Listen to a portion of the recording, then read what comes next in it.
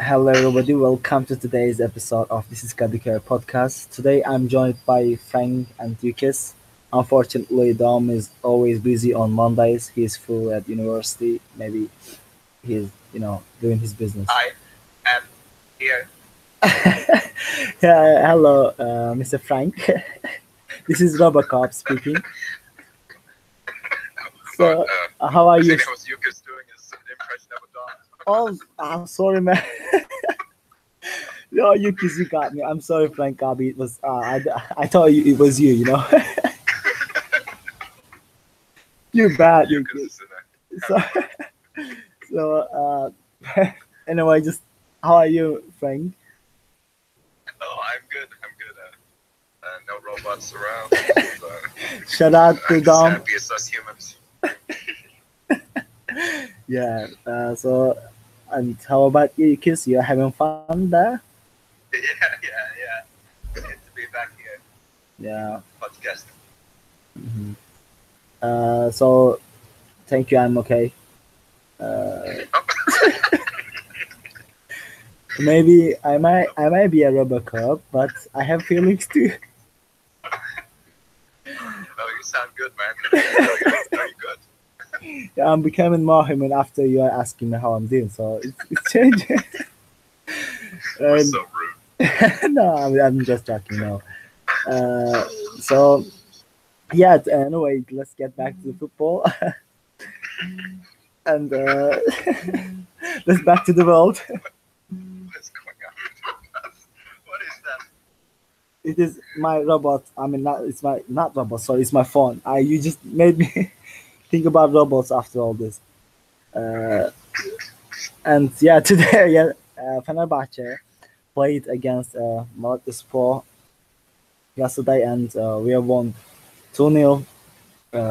Goals scored by Roman Moshtada and Giuliano. So, first of all, how are your thoughts about this game, Yukis? Well, it wasn't really entertaining game. It was. We were again having big troubles in creating any chances. Mm, But of course, it's good to have those 3 points.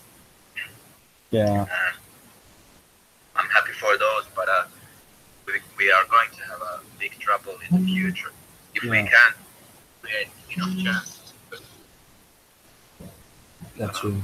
Yeah, I mean, most likely we will draw a few games, and then it will be too hard to win. yeah, yeah. Unfortunately, you are just telling the truth. We our fixture is the easiest one comparing to our rivals, and we are playing mostly. We will play against mid-table teams. There's only Galatasaray that will left for us, so we should. We always do that. We always drop points against mid-table teams, and this cost us the championship. Yeah, So we will have to get over this as soon as possible because, as you said, unfortunately, we are not very good at creating chances. As I remember, we only got one really good chance with Fernandao. He hit the yeah, post. That's all. The Roman Moshtara's goal was like it was from a dead ball. We can say it wasn't really. It was a lucky moment for us, and we all know Juliano's goal. It was like very. Nobody was expecting that actually because to be honest, Yeni Malatyaspor were playing with the ball most of the time, and we were stuck in our midfield in our place. So that was very, as you said, that was an enjoyable game. And to be honest, I think we are really lucky to get 3 points, in an away match like yeah, this. yeah. So, True. yeah, I doubt we would have scored the second one. Game wasn't 1-0 for us before that. exactly. Yeah, so Frank Cabell, let's hear your thoughts. We were lucky because thanks to Volkan, Volkan also made some very Yeah, good obviously. saves. He made up for his mistakes in the Besiktas game, sort Mhm. of. I'm still kind of irritated with him, but in the end, he's going to be the better choice over Kameni. Kameni showed that in the last few games that he's played that he's not the first choice keeper Mhm. with some of his mistakes. odd pass cross to Giuliano. I was not expecting. I mean, it was so posted right to Giuliano's head. It was perfect. Exactly. I was really surprised by that. When we think about the rest of the games that we play, we're actually the biggest problem that we have is playing at home. It seems this season, which has never been this uncharacteristic of our Fenerbahçe team to be a team that can't win at home. Yeah. But our away games we're doing amazing and winning. We seem to be just playing that defensive football, and that's always been working for us when we go away, which I'm not happy about, but it's given us the result going definitely to other places. But at home, it's hard to play that way because they're also playing the same way because they're coming to Kadıköy. And I think that's our biggest problem is that we can't switch to an attacking football at home. When we come back from away. Very, very well said. As you said, Volkan, he made very bad mistake against Beşiktaş, but I don't know why, but I feel like I just can't count on Kameni. I don't really feel relaxed when he's on the goalie. But when it comes to Volkan, he hasn't doing well in the first of the season, beginning of the season. But now he's back to his form, and he made amazing saves against Yeni Malatyaspor, as you said. I mean, we can say he won the game for us actually. And about the stats, I mean, as you said, when we are not good at our home. This is a big problem. As you said before, the opponents when they come to Kadıköy, they were really always afraid of us. They weren't even just all they were doing was defending. They wouldn't even dare to try to attack our goalie. So now it seems like this has changed. We can't get Serial to win at Kadıköy, keep winning at Kadıköy. This is a big problem. And we play like the opponent when we play in away games. We try to just defend the score, and we are not playing attacking football. We look like we are like not just normal mid-table team. This is as you said, this is not good. This is not Fenerbahçe, but on the other hand, this gets us some points. This is the result. I don't know. I mean, maybe we are winning, we are getting points, but it is not easy to win the league with this style, in my opinion. So maybe you're thinking something differently than me. I don't know. Just say something, please. As we play massive football with slow build-up, we always this is the third season with Icon. If we don't count the first season when we had a title, rest of this Icon we have always played like really slow build-up, passive defensive tactic, and then we tend to draw too many games. I think it will happen every single season with him because as we don't create chances, we will simply drop points. For example, yesterday I was looking at Galatasaray, Malatyaspor, and you could see that they just went to the field. We are going to score more goals than you. Yeah. And in the end, they did. Yeah, true. And as we go to the game, we are like, let's try to concede less than the opponent. That's the thing. And eventually, it will mean that we're gonna just draw too many games. Yeah. And drop too many points. Usually, it's not the losses that make you lose the title, but the draws. Draw many games. Yeah, and those draws mostly were against mid-table teams. Yeah. Yeah. The last year we did the same thing.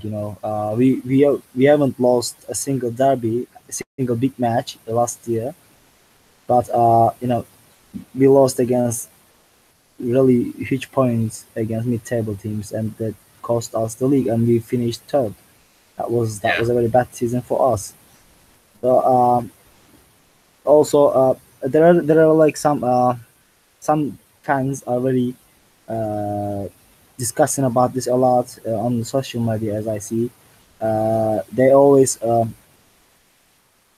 go against Aykut Kocaman for him starting with Aatif and benching Valbuena. And I checked the statistics of Aatif against Malatyaspor, and he hasn't scored, and he didn't make an assist, and he didn't even do a successful cross. Some commentators say Aykut Kocaman always prefers to start with Aatif because he always helps the defense. He always goes back to defense, and he Yeah. the big difference between Aatif and Valbuena is Aatif always goes back to help, which some people say Valbuena doesn't do. So do you? I mean, Valbuena is a player who can win you a match. We have seen this before. He's a very talented player, and he can. If he plays on the field, your team. He also makes your team relax because he can get you some dead balls. Uh, he can make the opponent reach cards. He can win you some penalties. He's a very active footballer on the field. So, Frank, do you think Kocaman is doing the right thing by starting with Aatif Şeşit and Valbuena? Doing the right thing? That's a broad question because according to him and his tactics, if it was me being a manager, of course I would play a whole different style of play. But with Aykut's style of play, he needs that, and plus he doesn't seem to trust his defense to stop those balls. Let's say Valbuena loses the ball because he likes to dribble more. Players like Valbuena's statistics are they lose the ball, but they also make more attacking plays. Yeah. And some of the world's best attacking players, if you look at statistics that way, they're the guys that lose the ball the most in a game. But they also are the ones that create the best. So if he trusted his defense more and he didn't drop them so far back, and then they wouldn't be able to get him on a counterattack. But if you're going to play the way Aykut plays, then it's very hard for Valbuena to take the jersey from Aatif. Yeah, true. Yeah. And it was weird because all week, all these like Fenerbahçe fan pages were saying that he was going to try Mehmet Ekici on the left wing, and I was already like, oh my goodness, what's going on? Yeah. I want him to play, but come on, man, don't waste him on the left wing. Exactly. That's. And then he went with Aatif again, man. I don't know what Aatif has over him. Does he have like a sex tape button? We are not sure about this yet. We're not sure. Yeah. So Jukkis, agree with Frank, or you have anything differently to say? Yeah, I agree with Frank because it's Aykut and his style. The Aatif is more suitable for his style and for his personality. He wants to play safe, and Aatif is the good choice for him. Thing with our defense is that I think it wouldn't look so vulnerable and bad if we would play differently. But now, for example, as we play possession game, possession-based football, but we have the possession in the midfield, not in the final third. Yeah. And we are packed in really small area. When we lose the ball, really almost always they will have a really dangerous counter because we are all packed in a small area. That's why our defense is so vulnerable. So if we want to have possession, let's have it in the final third. I don't know why we do this. In the midfield, we just pass it until we lose it. Yeah. And there's never ever space in the final third if we just come so slowly. Yeah. Because he doesn't commit those players into the final third to hold the ball there. He has them all stay back and watch two people up the final third somehow get it in. Yeah, and we just let's pray to luck to be with us. And also, Kocaman, the coach, mostly uses Valbuena when he gets in trouble. Yeah, he didn't use Valbuena against Malatyaspor because we didn't consider goal. I think so. Yeah. This That's is true. this sad but true also. I mean, we have a player like Valbuena, and it is sometimes it drives me crazy to see him sitting on the bench. Yeah, he loses balls sometimes. He loves playing with the ball on his feet, but he's a very creative player. And he can score a goal when you're not expecting a goal. Yeah, he wins so many free kicks for us in dangerous That's what I'm areas. talking about. Yeah, he also makes the opponent reach cards. Yellow or red doesn't matter. So he's a very important footballer for us. And also, as I remember, Aykut Kocaman is the one who wanted to sign Valbuena. You know, Yeah, that's true. yeah, I mean that's that's sometimes I just can't get it. You know what I'm saying? Then why? If you if you want to see him in your team, then you bench him. That's something like unbelievable to me. But in also on his one of his interviews, he says Valbuena is like he's like the kite. Age is not important for him. He's a very creative player. He always fights till the end. But Aykut Kocaman had doubts about this. He also told that we will find out this soon. If he joins the team, we will find out if he is like Kite or not. So I think now he's thinking he's not a player like the Kite. That's why he started benching him, in my opinion. Yeah. Well, style-wise, he isn't, but in a way, he is like he's older player and he still has good Yeah, stamina and he's he still plays like a 20 years old. He still got this energy, in my opinion. Yeah. Yeah. Also, their latest news. Talisca from Beşiktaş will be with the Brazil national team, but Juliana is out of the squad. So What? yeah, Are you serious? yeah, I just got the message from a website, and they say Talisca in, Juliana out. What happened? I'm not sure. So For Talisca. It's been years. yeah, Yeah, I just saw this. so this is. I mean, Juliana's performance. I think it's good. He's doing well in my opinion. Uh, Maybe the thing Talisca and Beşiktaş are in the Champions League. And Talisca scored some goals for his team in the group stage. So maybe that would affect the Brazilian coach's decision. I haven't read the news exactly, but it is what it is like that. Julian is out of the Brazil national team. Uh yes. I think that's it, Wow. and that's the end of the podcast. It was very nice to have you here again, guys, and hope our player Dom will be with us for the Galatasaray episode in upcoming days. Um, yeah, and yeah, that's it. Uh, Yeah, see you later. yeah, See ya. thank you for joining me again. Thank you everybody who was listening to the episode, and peace out.